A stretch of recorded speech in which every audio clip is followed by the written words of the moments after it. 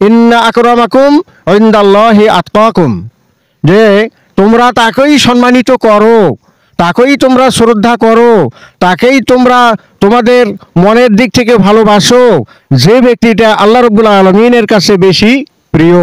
সব শাসন আমরা দেখে ফেলেছি, এবারে আমরা জামাতি ইসলামের এটিএম আজহারুল ইসলামের শাসন আমরা দেখতে চাই।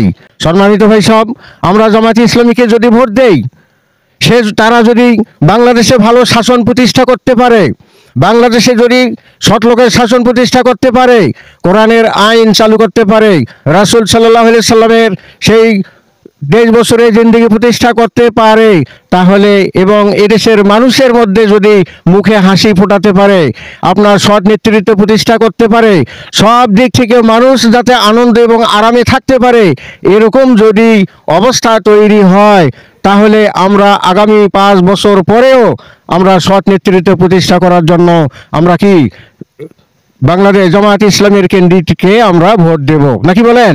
আর যদি এই 5 বছরে আওয়ামী লীগের মতো অবস্থা হয়, বিএনপির মতো অবস্থা হয়, জাতীয় পার্টির মতো অবস্থা হয়, জামায়াতে ইসলামের ক্যান্ডিডেট, জামায়াতে ইসলামের এমপিও যদি সৎ শাসন প্রতিষ্ঠা করতে না পারে, মানুষের অধিকার প্রতিষ্ঠা করতে না পারে, মানুষকে সুখে এবং শান্তিতে রাখতে না পারে, তাহলে 5 বছর পর আবারও আমাদের কাছে সুযোগ ফিরে আসবে যে আমরা জামায়াতে ইসলামের ক্যান্ডিডেটকে আমরা ভোট না দিয়ে অন্য আর একটা ক্যান্ডিডেটকে আমরা ভোট দেব। এরকম সুযোগ আসবে না? এরকম সুযোগ আসবে, কিন্তু একটা বারের জন্য আপনাদেরকে দেখতে হবে যে জামায়াতে ইসলামের শাসন কীরকম প্রতিষ্ঠা হয়।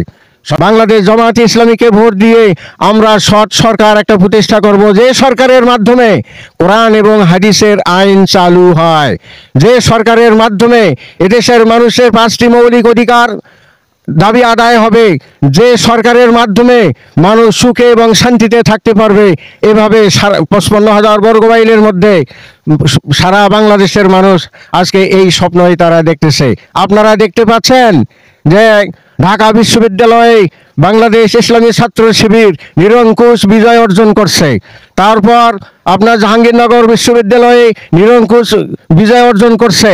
তারপর চট্টগ্রামে গতকালকে ভোট হয়েছে, সেখানেও ইসলামী ছাত্র শিবির নিরঙ্কুশ বিজয় অর্জন করছে। সম্মানিত ভাই সব, আমি মনে করি আপনারা সামনে সৎ নেতৃত্ব প্রতিষ্ঠা করার সুযোগ আসছে। এই সুযোগে আপনারা আমাদের এই এলাকার ক্যান্ডিডেট, আমাদের এই এলাকার প্রার্থী মজলুম জননেতা, যিনি 14 বছর কারাগারে ছিল, তিনি আজকে আমাদের মাঝে আসছেন। তার ফাঁসির অর্ডার হয়েছিল, কিন্তু ফাঁসি কার্যকর হয় নাই। আল্লাহ তাকে দুনিয়াতে বেঁচে রাখছে। ওই ব্যক্তি আমাদের এই এলাকার জন্য ক্যান্ডিডেট।